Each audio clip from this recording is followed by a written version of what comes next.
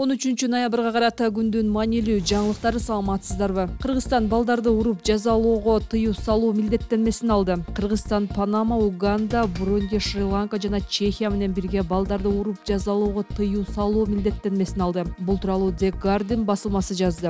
Маалыматка ылайык, өлкөлөр бул жөнүндө 7-8 ноябрда Колумбияда өткөн Бириккен Улуттар уюмунун балдар зомбулугуна каршы күрөшүү боюнча алгачкы дүйнөлүк конференциясынын алдында билдиришти. Басылма кеп балдарга карата жеңил дене жазалары менен катар эле алардын абийирине шек келтире турган катаал жазалар жөнүндө да болуп жатканын белгиледи. Бул өлкөлөрдө жалпы 150 миллионго жакын бала жашайт жана бул милдеттенме алар үчүн олуттуу жылыш. Бул калган дүйнөгө биздин бара жаткан багытты жана мындан ары балдарга карата зомбулукту кабыл албай турганыбызды көрсөтө турган өтө күчтүү белги, деди ДСУ-нун балдар зомбулугуна каршы күрөшүү боюнча адиси. Кыргызстанда жыл сайын балдар физикалык, сексуалдык жана эмоционалдык зомбулуктан жабыркап келишет.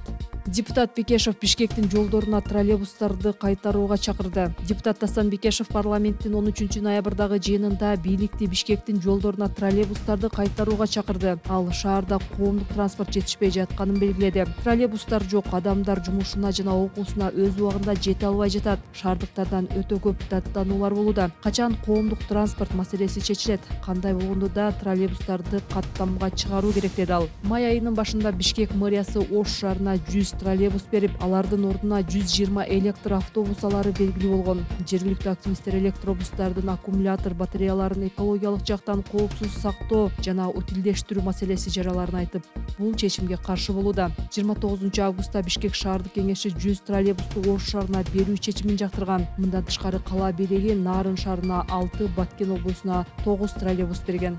ИИМ жапырт башаламандык уюштуруп, бийликти басып алууну көздөгөндөр кармалды. Ички иштер министрлиги жергиликтүү кеңештин депутаттарын шайлоо күнү бийликти басып алуу максатында жапырт башаламандык уюштурууга шектелген 7 киши кармалганын билдирди. Маалыматка ылайык, кармалгандар 17 ноябрда улуттук спорт оюндарын өткөрүү шылтоосу менен адамдарды чогултуп, бийликти күч менен басып алуу үчүн аларды абалды туруксуздаштырууга чакырууну пландашкан. Ички иштер министрлиги бул боюнча кылмыш ишин козгоп, шектүүлөрдү кармады. Милициянын маалыматы боюнча кармалгандардын 3-өө чет өлкөлүк жарандар, алардын 2-өө башка өлкөнүн аймагындагы согуштук аракеттерге катышкан. Укук коргоо кызматкерлери алардын жанынан курал-жарактарды, ок-дарыларды жана маң заттарын табышкан. Шектүүлөрдүн калганы кыргызстандыктар. Алардын 2-өө буга чейин бир канча жолу кылмыш жоопкерчилигине тартылган. Тергөөнүн версиясына ылайык, негизги уюштуруучу башкы прокурордун мурдагы орун басары Кубан Адыл уулу болгон. Кармалгандар 10 ноябрга чейин камакка алынды. Өзгөчө кырдаалдар министрлиги Жумгалда жоголгон ата баланы жумасына 2 жолу издей турган болду. 13 ноябрда өзгөчө кырдаалдар министрлиги дайынсыз жоголгондорду активдүү издөө иши токтотулуп, куткаруучулар аларды жумасына 2 жолу издешерин кабарлады. 16 октябрдан бери мал кайтарганы кеткен 49 жаштагы Болот Карыпбеков менен анын 9 жашар уулу Бекзат дайынсыз болууда. Аларды издөө 18 октябрда башталып, эртеси туугандары ӨКМге жардам сурап кайрылышкан. Ата бала дээрлик 1 айдан бери изделүүдө. Ага куткаруучулар 30дан 120га чейин киши тартылып,